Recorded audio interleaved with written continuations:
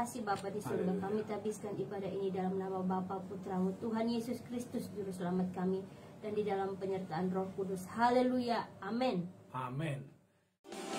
Allah mengerti, Allah peduli segala persoalan yang kita hadapi, tak akan pernah dibiarkannya ku bergumul sendiri, sebab Allah mengerti.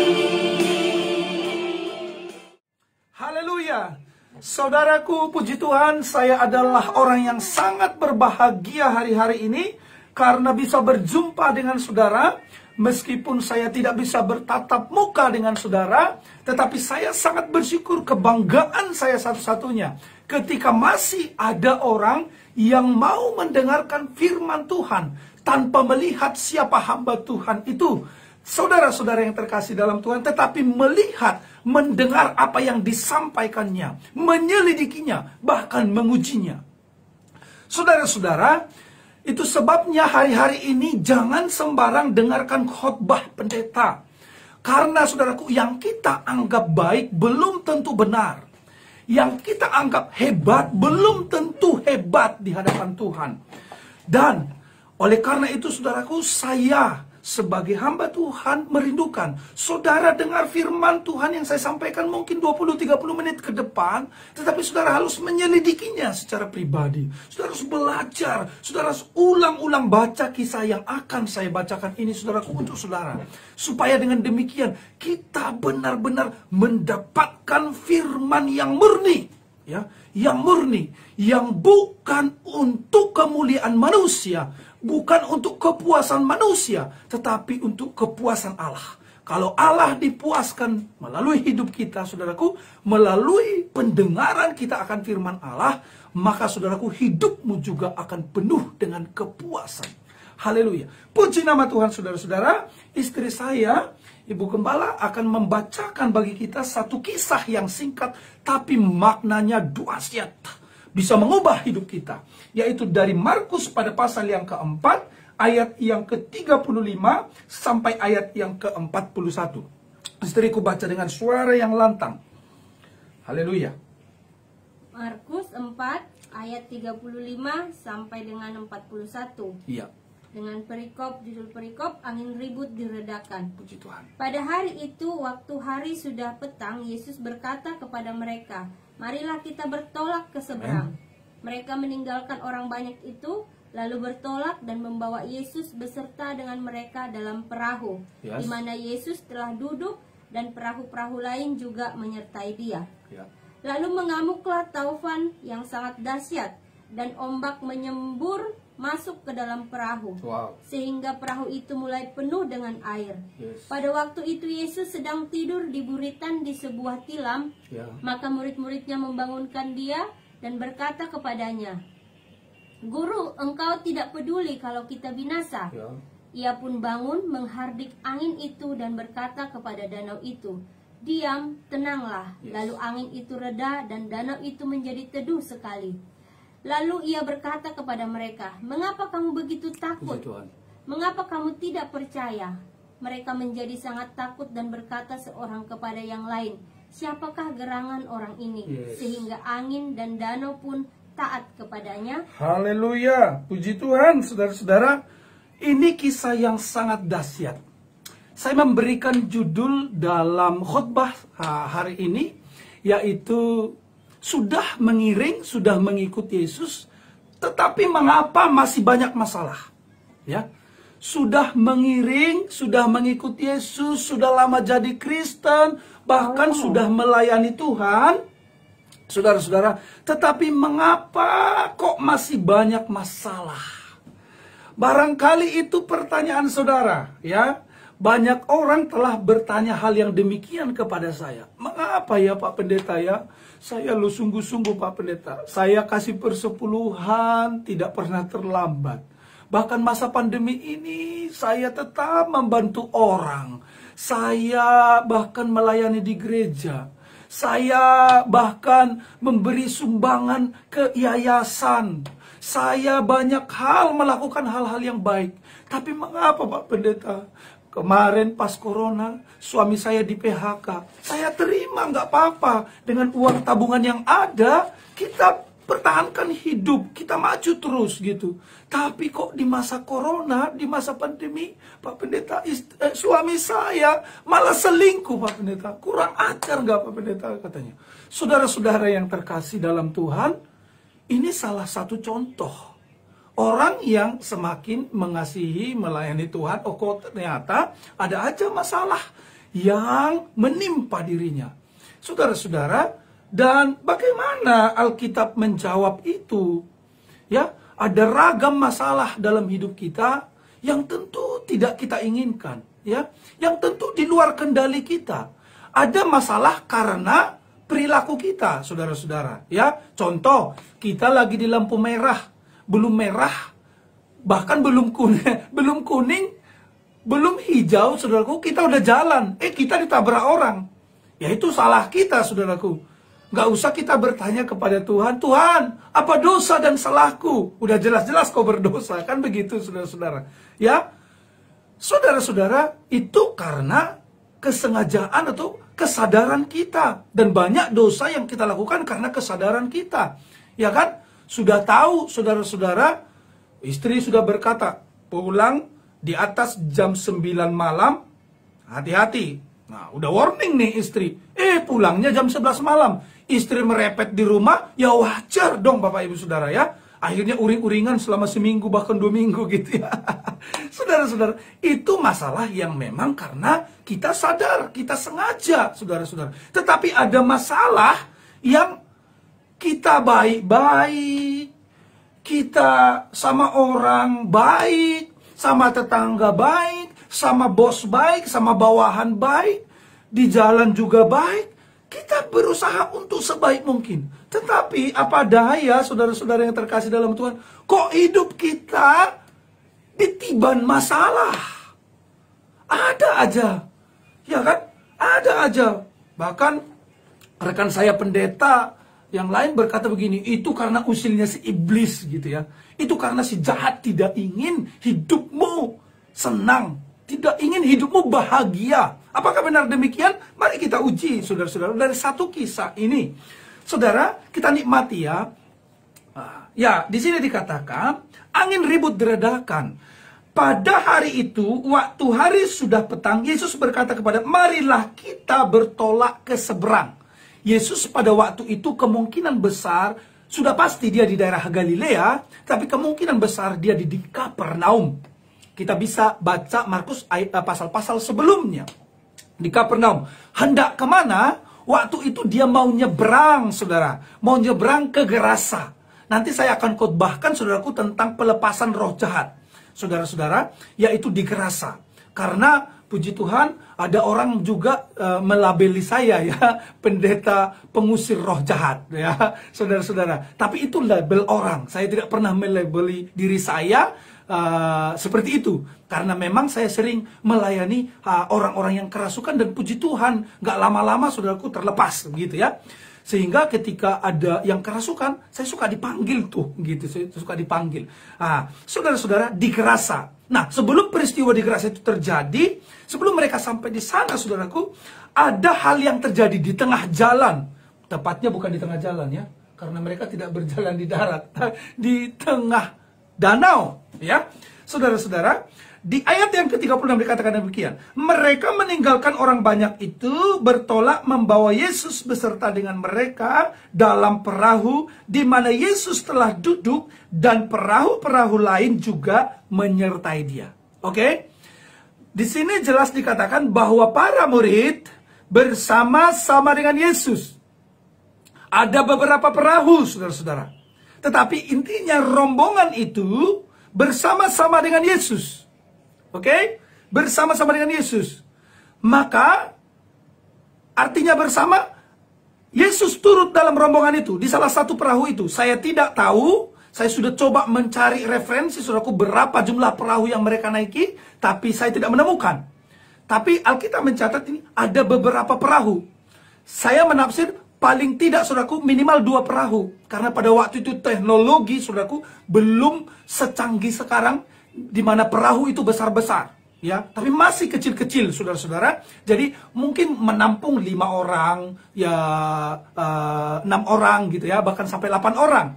Jadi kemungkinan besar kalau murid 12, ditambah yang lain mungkin ada beberapa orang gitu ya.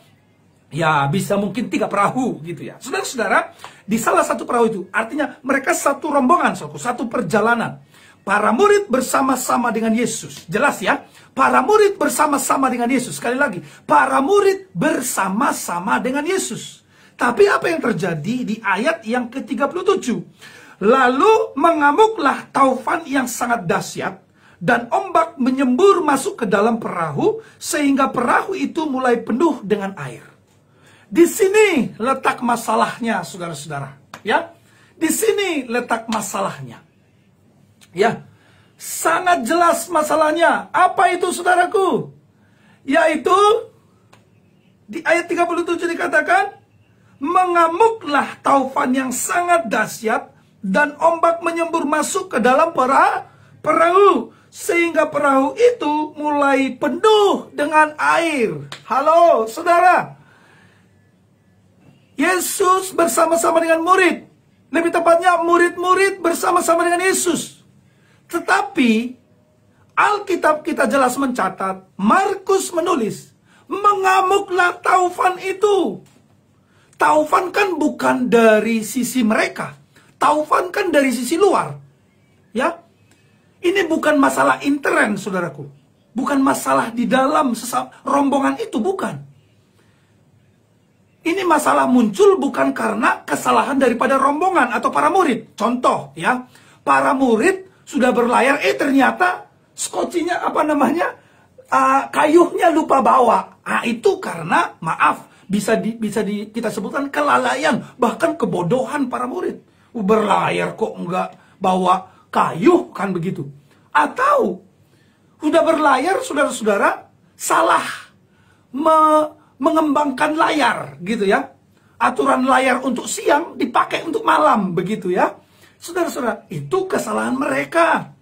Atau bila seperti sekarang pamannya lupa isi bensin gitu kan. Itu kan kesalahan daripada para murid. Tetapi ini, saudaraku, bukan. Masalah ini datang dari luar. Di luar daripada kontrol, kemampuan, keahlian daripada para murid. Yang kebanyakan seorang nelayan atau pelayar, saudara-saudara. Saudara yang terkasih dalam Tuhan. Oh, ternyata masalah dari luar datang yang tidak mereka duga-duga, yang tidak pernah mereka pikirkan. Dikatakan di sini angin taufan yang sangat dahsyat. Angin taufan yang sangat dahsyat, saudara-saudara. Ketika itu datang, saudara-saudara yang terkasih dalam Tuhan, hasilnya perahu mereka mulai penuh dengan air, hampir tenggelam. Saudara-saudara, di ayat 38. Ya. Tapi sebelum sampai di sana, di sini kita bisa ambil satu kesimpulan. Satu kesimpulan, ternyata para murid itu sudah bersama-sama dengan Yesus. Masih mengalami yang namanya badai taufan. Ya, saudara, ini menjadi jawaban bagi pertanyaan kita. Mengapa kok saya mengiring Yesus, mengikut Yesus, melayani Yesus? Masih aja masalah yang tidak pernah saya duga muncul dalam kehidupan saya. Tapi dengar baik. Ada maksud Tuhan yang sangat indah di balik apa yang engkau alami. Jangan terlebih dahulu bersungut-sungut. Jangan terlebih dahulu protes sama Tuhan. Jangan terlebih dahulu yaitu akar pahit. Jangan terlebih dahulu tawar hati dan mulai menyalahkan diri, menyalahkan sesama, apalagi menyalahkan Tuhan. Kalau demikian, keringlah rohmu. Kalau demikian, hilanglah pengharapanmu. Kalau demikian, maka sesungguhnya engkau telah kehilangan daerah hidup. Gairah hidup itu hilang, saudara-saudara. Tetapi apa yang harus kita lakukan, saudaraku? Ya, seperti pandemi ini. Ini di luar kemampuan kita. Sekelas doktor, profesor pun, saudaraku, keblinger. Apa itu artinya? Kewalahan, menangis, menjerit, menghadapi pandemi ini. Tidak orang miskin, orang kaya pun menderita hari-hari ini. Nggak orang di jalanan, orang yang hari-hari di kantor pun terdampak, saudara-saudara. Semua kita, baik saudara yang orang berpendidikan atau tidak, terdampak. Jemaat atau bahkan pendeta seperti kami, terdampak. Saya sudah mengalami, saudaraku. Saya sudah vaksin 2 kali. Tapi saya terkena COVID bersama dengan anggota keluarga saya. Tapi puji Tuhan, kita pulih, kita sembuh. Kita keluar sebagai pemenang. Karena kasih karunia Tuhan Yesus. Saudara-saudara yang terkasih dalam Tuhan, tidak ada yang menduga ini masalah dari luar. Jangan kita saling menyalahkan satu dengan lain. Jangan kita bahkan menyalahkan Tuhan atas apa yang terjadi ini. Jangan pernah kita bandingkan pandemi ini dengan Tuhan. Di mana Tuhan pandemi begini? Saudaraku, Tuhan selalu hadir. Kita saja yang menutup mata. Hati kita saja yang tidak terbuka, saudara-saudara. Tuhan hadir. Saudaraku yang terkasih dalam Tuhan. Lalu bagaimana, saudara? Ketika air itu sudah masuk ke perahu mereka, apa yang dilakukan para murid? Alkitab mencatat di ayat 38. Istriku yang cantik, bacakan dulu dengan suara kencang ayat 38. Pada waktu itu Yesus sedang tidur di buritan di sebuah tilam, maka murid-muridnya membangunkan dia dan berkata kepadanya, "Guru, engkau tidak peduli kalau kita binasa?" Markus ini keren, saudaraku, dahsyat. Menulisnya dibuat di situ. Yesus sedang tidur di buritan di sebuah tilam. Tilam berbicara tentang tempat tidur yang empuk. Dari kapuk atau dari kapas mungkin. Nyaman, ya. Di buritan, di belakang dia. Tidur dengan tilam, saudara-saudara. Ya, buritan kapal itu lumayan enak ya. Karena yang hantam gelombang kalaupun datang, saudaraku, itu yang depan. Yang belakang ya enak. Lain kalau mobil, di belakang geluduk-geluduk gitu ya. Di depan lebih enak gitu ya. Saudara-saudara yang terkasih dalam Tuhan, ini Yesus lagi tidur di tilam. Yesus lagi santai. Berarti Yesus benar-benar lagi apa ya? Lagi istirahat. Wajar Yesus Yesus tidur karena dia sudah lelah, baru melayani orang, berkhotbah di bukit dia sebelumnya. Saudara-saudara yang terkasih dalam Tuhan, lalu para murid itu responnya seperti apa? Maka murid-muridnya membangunkan dia dan berkata kepadanya. Ini saudaraku. Jadi ketika kita menjadi Kristen, ternyata kita sama seperti murid-murid itu. Sangat mungkin untuk mengalami masalah, persoalan, bahkan dari yang kita tidak duga-duga. Ya. Tetapi ketika itu datang, bagaimana respon kita? Nah, para murid ini responnya begini, saudaraku ya. Ini responnya begini. Yaitu para murid berkata, "Guru, engkau tidak peduli kalau kita binasa?" Nah, ini. "Guru, engkau tidak peduli kalau kita binasa?" Kalau murid ini adalah saya atau orang Batak berkata, "Wahai guru, sudah mau mati kita, kok masih tidur aja?" Mungkin gitu kan. Ya, kok masih tidur? Kok masih bisa kau tidur gitu kan? "Hai guru, aduh," kan gitu kan. "Guru apa kau?" Mungkin gitu, saudaraku. Kalau murid itu orang Batak. Dan ini kasar. Kita sudah binasa. Kata-kata kematian yang dikeluarkan oleh para murid. Saudara-saudara yang terkasih dalam Tuhan, ketika masalah datang dalam kehidupan kita, barangkali respon kita seperti para murid ini.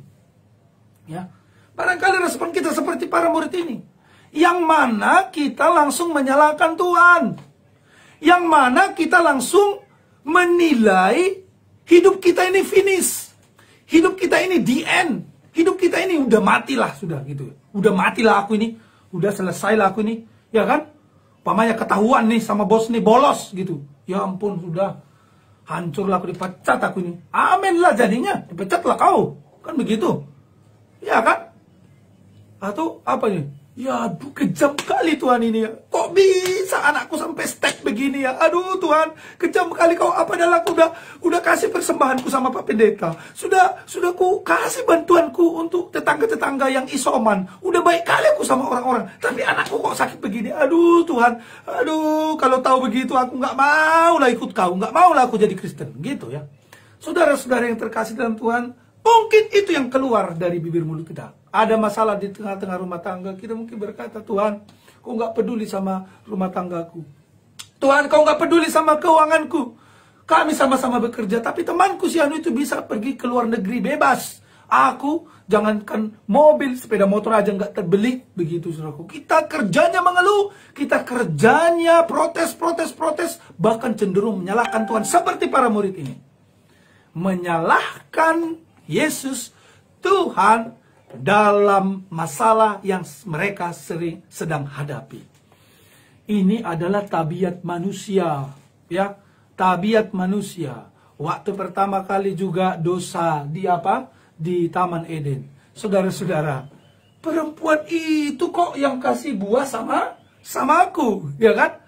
Ketika Allah menginterogasi Adam, maka si Adam itu menyalahkan Hawa. Ya, itu memang tabiat manusia. Menyalahkan orang lain terlebih dahulu atas keadaan yang dialaminya. Padahal, saudara-saudara, ada mungkin hal baik yang akan kita terima dari pengalaman pahit. Karena pada akhirnya, saya bocorkan kepada saudara ya, bahwa badai itu dipakai oleh Tuhan, ditunggangi oleh Tuhan untuk menunjukkan kasih karunia-Nya, untuk menunjukkan kehebatannya yang dahsyat, untuk menunjukkan betapa berkuasanya Dia. Jadi kalau ada masalah eksternal, ya, masalah eksternal itu apa? Masalah dari luar, ya kan? Yang datang dalam kehidupan rumah tanggamu, saudara sudah baik-baik ya, mesra sama istri, tiba-tiba ada orang yang menghasut. Suamimu itu selingkuh loh, katanya. Istrimu itu nggak beres loh. Dia genit-genit loh sama suami orang. Padahal nggak dilakukan, saudaraku. Ini kan masalah eksternal yang di luar kemampuan atau kontrol kita, saudara-saudara. Tenang. Jangan terburu-buru langsung berkata, ternyata najis juga kau istriku ya. Diam-diam kau alim-alim kau, ternyata kau genit-genit sama suami orang. Kurang puas ke kau dengan uang 5 juta 1 bulan. Gitu kan? Saudara-saudara yang terkasih dalam Tuhan. Jangan buru-buru menyalahkan pasangan. Tetapi apa, saudaraku? Marilah kita tenang dulu. Tenang dulu, saudara-saudara. Tenang dulu. Tenang dulu, ya. Itu sebabnya saya mengajak sebagai orang Kristen ya, tentang pandemi ini. Udahlah, stoplah mencari-cari kesalahan pemerintah, mencari kesalahan gugus tugas, menyalah-nyalahkan dokter, menyalahkan rumah sakit. Udah, saudara-saudara yang terkasih dalam Tuhan, nggak ada gunanya itu. Sekarang mari kita beri yang terbaik, mulai dari hal kecil ya. Udah tahu saudara COVID sekarang ya, saudara pegang tisu, ya janganlah buang sembarang di sana. Udah tahu kok itu bisa menyebarkan virus, buanglah pada tempatnya, ya kan? Saudara-saudara yang terkasih dalam Tuhan, jangan buru-buru menyalahkan siapapun. Apalagi ini, yang disalahkan adalah Tuhan. Guru, engkau tidak peduli kalau kita binasa. Lalu apa tindakan Yesus ini yang sangat dahsyat, saudara ya? Apa tindakan Yesus? Yesus adalah jawaban dari setiap seruan umatnya. Yesus adalah jawaban dari setiap doa daripada umatnya. Ingat, ini doa yang jelek loh. Ini seruan yang jelek loh daripada murid. Udah mau mati kita nih Yesus. Gitu kata murid Yesus. Saudara-saudara. Tapi saudaraku, meskipun doa itu jelek, tetap dijawab Tuhan kok. Yesus tetap menjawab. Ya, Yesus tetap menjawab. Hari-hari ini apapun yang kau alami, saudaraku, berdoa kepada Tuhan. Berseru kepada Tuhan. Kalau memang engkau dendam sama mertuamu, ngomong sama Tuhan. Tuhan, kok aku sakit hati ya sama mertuaku, Tuhan. Kok kurang ajar sekali, Tuhan. Tapi ngomongnya sama Tuhan. Jangan kau ngomong sama edamu atau sama iparmu begitu. Kok kurang ajar mertua itu ya. Ditampar kau, saudara-saudara. Ya kan? makin banyak masalah, gitu. Tapi kalau memang dendam sama siapapun, ngomong sama Tuhan, Tuhan aku nggak terima loh diperbuat demikian.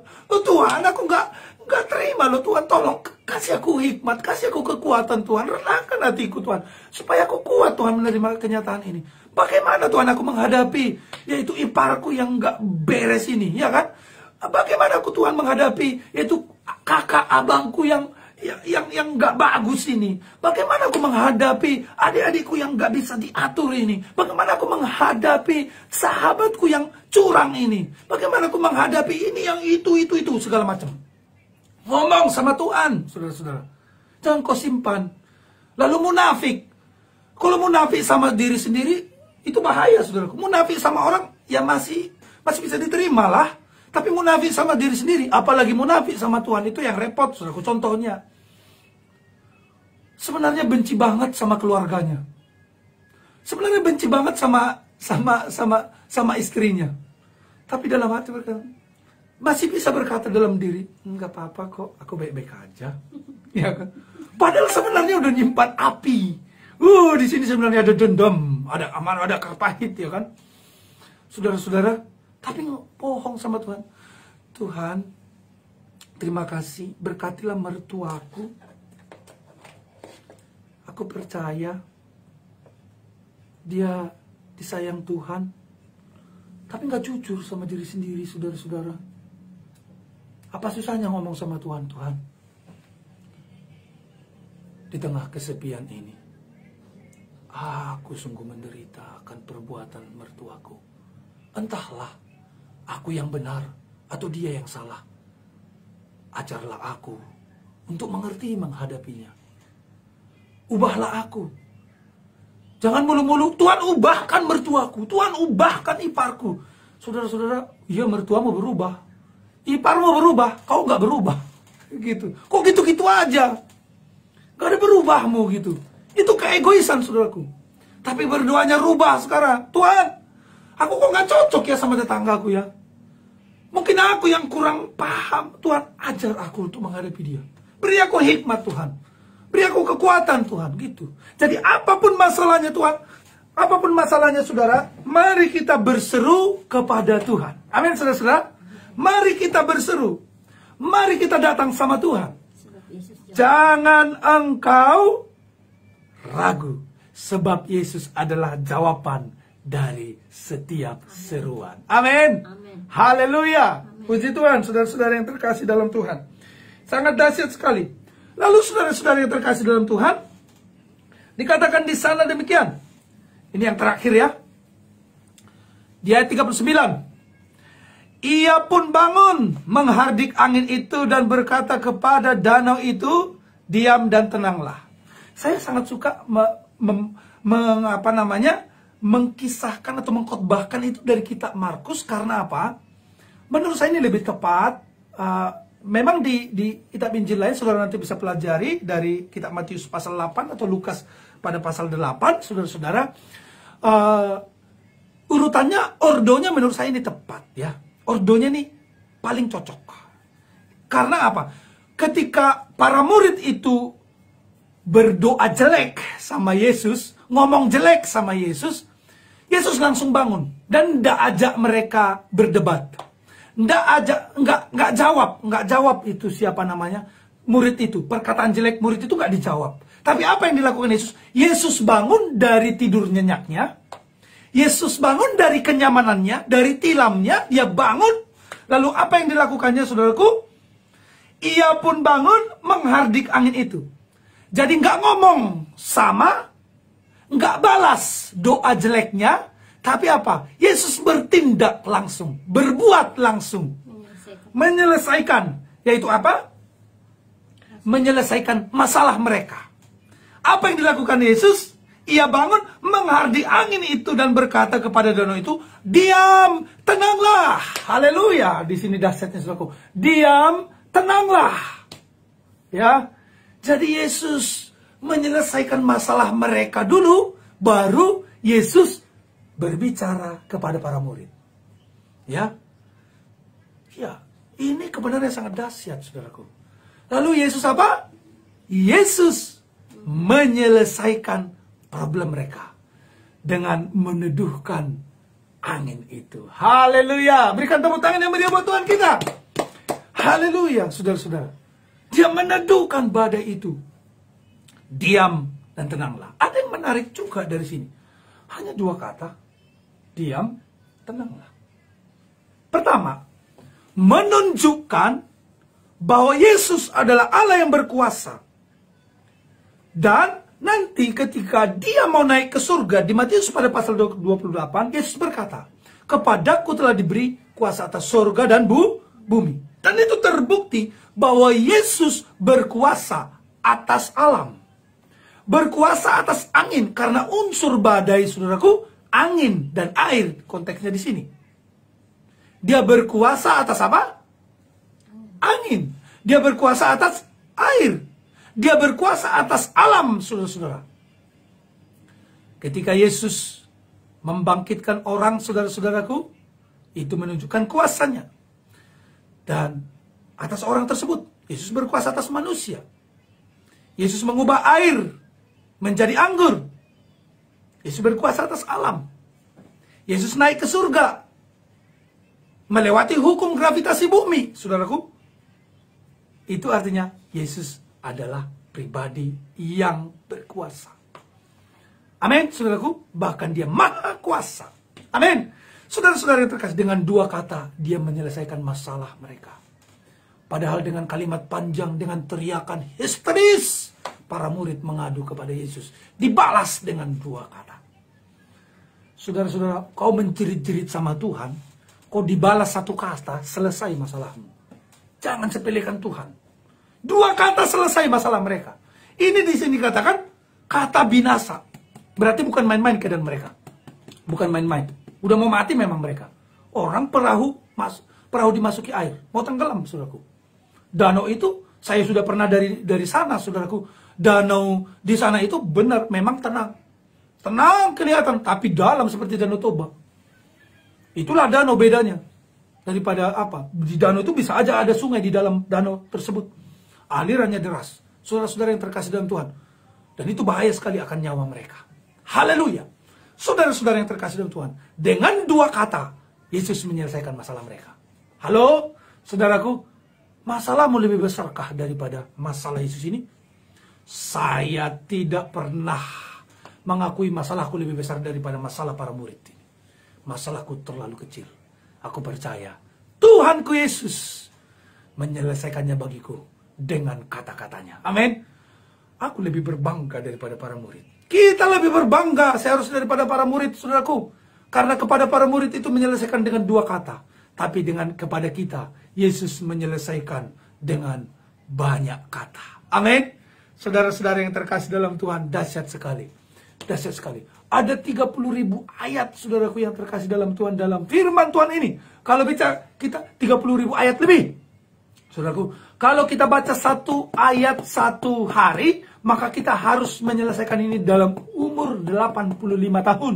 Saudaraku, 85 tahun. Halo, saudara-saudara yang terkasih dalam Tuhan, 66 kitab ini. 39 kitab perjanjian lama, 27 kitab perjanjian baru. Saudara-saudara, ini diberikan firman Allah, suara Yesus kepada kita, saudara-saudara. Ini cukup untuk menghadapi kehidupan di dunia ini. Ya, ini cukup. Alkitab kita ini cukup. Karena itu, saudaraku, bacalah ini. Renungkanlah ini. Dan lakukanlah ini. Ajarkanlah ini. Beritakanlah ini. Itu sebabnya, saudaraku, dalam keadaan kami sulit sekalipun seperti keadaan sekarang ini, saudara, kami tetap memberitakan akan kebaikan Tuhan yang kami alami dari firman ini. Sebagai penutup, saudara-saudara yang terkasih dalam Tuhan, yang terakhir, ayat yang ke-40, istriku bacakan dulu. Lalu ia berkata kepada mereka, "Mengapa Haleluya. kamu begitu takut? Mengapa kamu tidak percaya?" Ya, mengapa kamu begitu takut? Mengapa?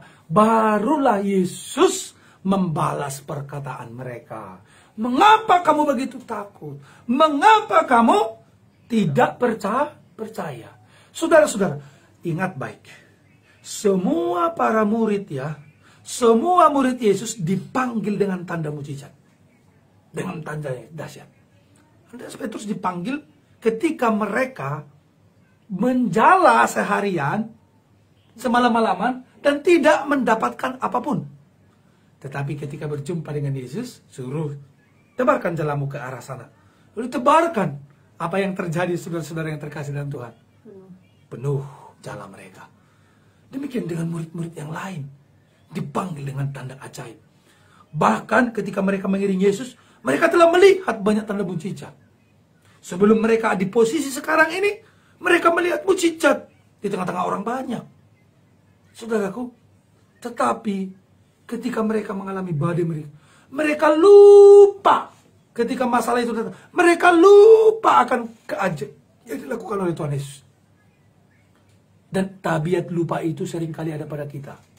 Jangan lupa, ya saudara, hidup saudara adalah kasih karunia Tuhan. Jangan lupa engkau berjumpa dengan istrimu, itu mujizat Tuhan. Kau berjumpa dengan suamimu, itu mujizat Tuhan. Tapi Pak Pendeta, kami kan cuma dikenalin Pak Pendeta. Tiba-tiba aja dinikahin gitu, dengan seperangkat alat games gitu. Saudara-saudara yang terkasih dalam Tuhan. Wow, tidak kebetulan. That is a miracle. Itu adalah keajaiban. Itu adalah kedahsyatan dari Tuhan. Sayangnya kau belum menemukan kedahsyatan pernikahan itu. Karena apa? Kau berusaha membangunnya dengan ego. Tapi bangunlah saudaraku. Bangunlah rumah tanggamu, keluargamu dengan kasih dan kesadaran bahwa pasanganmu dari Tuhan. Haleluya. Amin. Haleluya. Puji nama Tuhan. Saudara-saudara yang terkasih dalam Tuhan. Dan di sini kan, mengapa kamu begitu takut? Mengapa kamu tidak percaya? Yesus menegur mereka. Saudaraku, corona, pandemi ini teguran bagi kita. Teguran Tuhan bagi kita. Saudara bisa dalam dua posisi. Dalam corona ini bisa dipermalukan atau dipermuliakan. Marilah kita milih dipermuliakan. Bukan berarti yang meninggal karena corona dipermalukan, ya, tidak.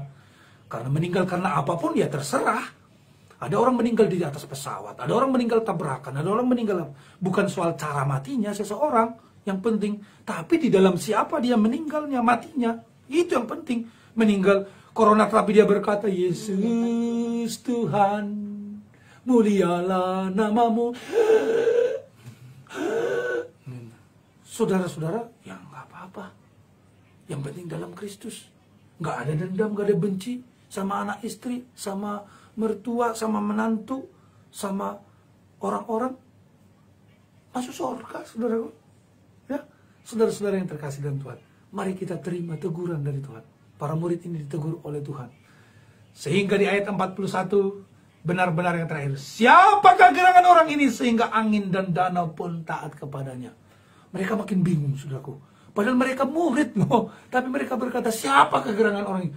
Berarti kita benar-benar enggak sembarang ini. Ibarat kata mereka ikut Jenderal Bintang 4. Tapi mereka di atasnya masih heran lagi. Loh, yang kita ikutin ini bukan Jenderal 4 bintang biasa ini. Jenderal Bintang 4 biasa ini gitu ya. Ini waduh. Ini barangkali dewa ini. Dan mungkin dalam pemikiran mereka itu pada waktu itu kan. Saudara-saudara yang terkasih dalam Tuhan. Itulah. Pada akhirnya segala sesuatu yang kita alami bersama dengan Yesus. Ini catat baik ya. Segala sesuatu yang kita alami bersama dengan Yesus. Baik pahit, baik sulit, baik susah, baik sakit, baik menderita, baik dikecewakan, baik ditinggalkan, baik dihina, baik diperlakukan tidak adil.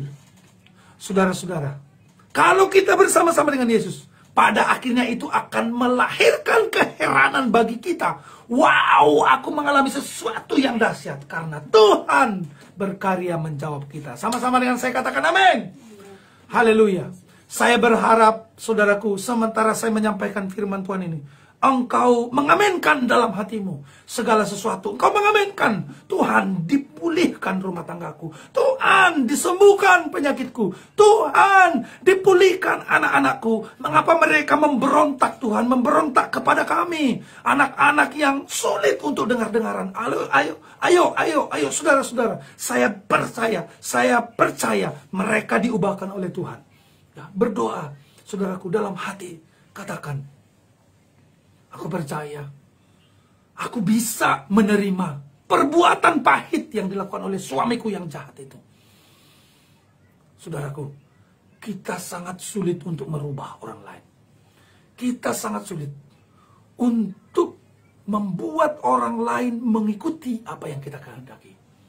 Tetapi kita sangat bisa bersama dengan Tuhan Yesus berjalan bersama-sama dengan orang yang mungkin beda pendapat dengan kita.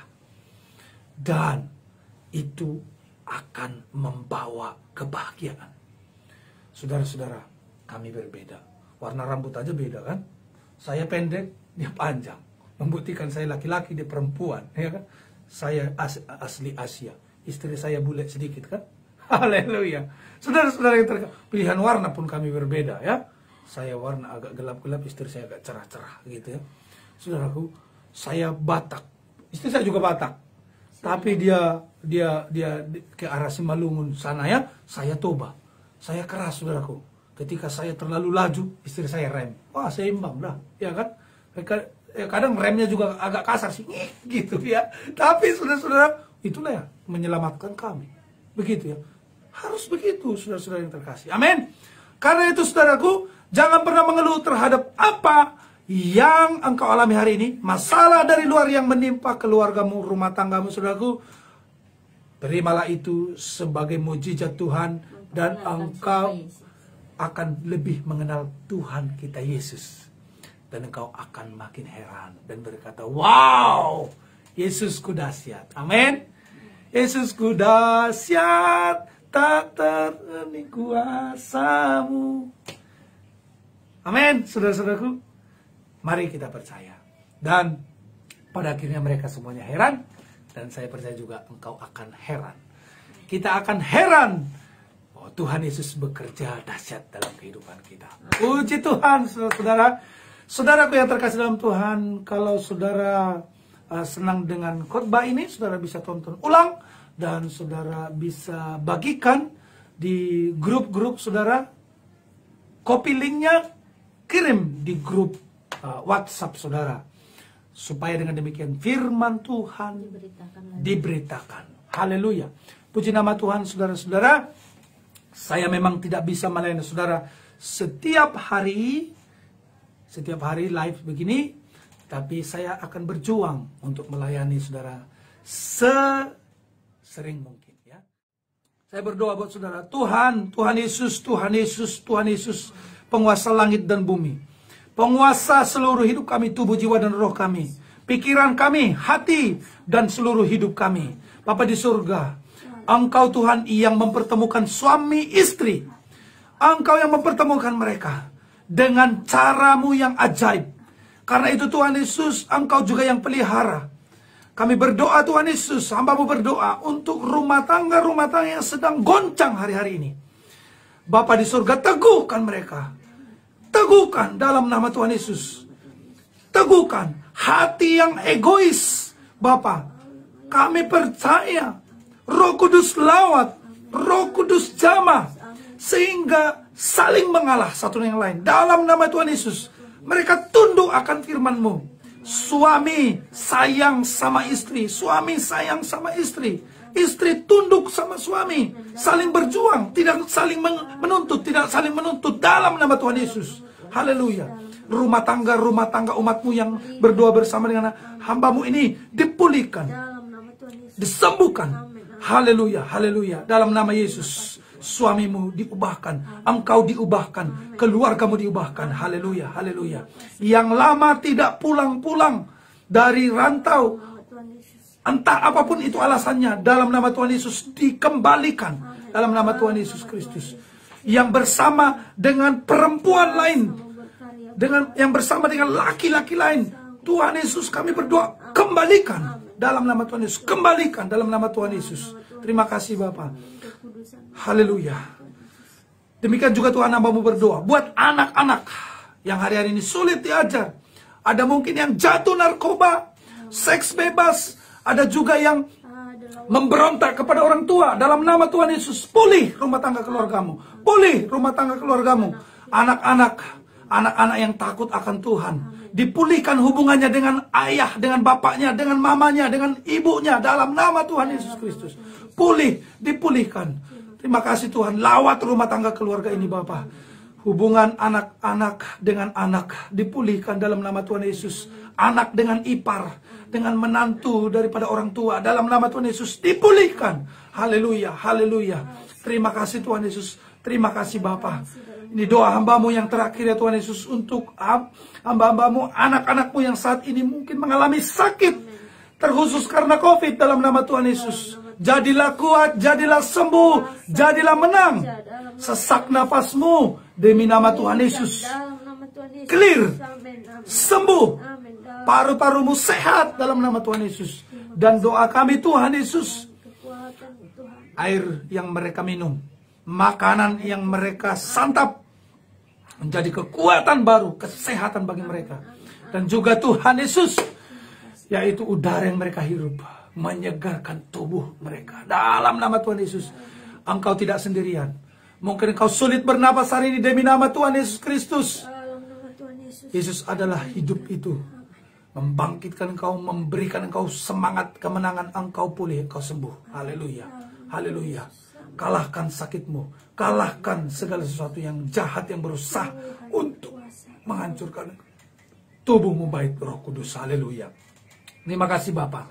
Terima kasih Tuhan Yesus. Engkau dahsyat, engkau luar biasa. Engkau sungguh dahsyat, engkau luar biasa. Haleluya, haleluya. Terima kasih Bapa, terima kasih Tuhan Yesus.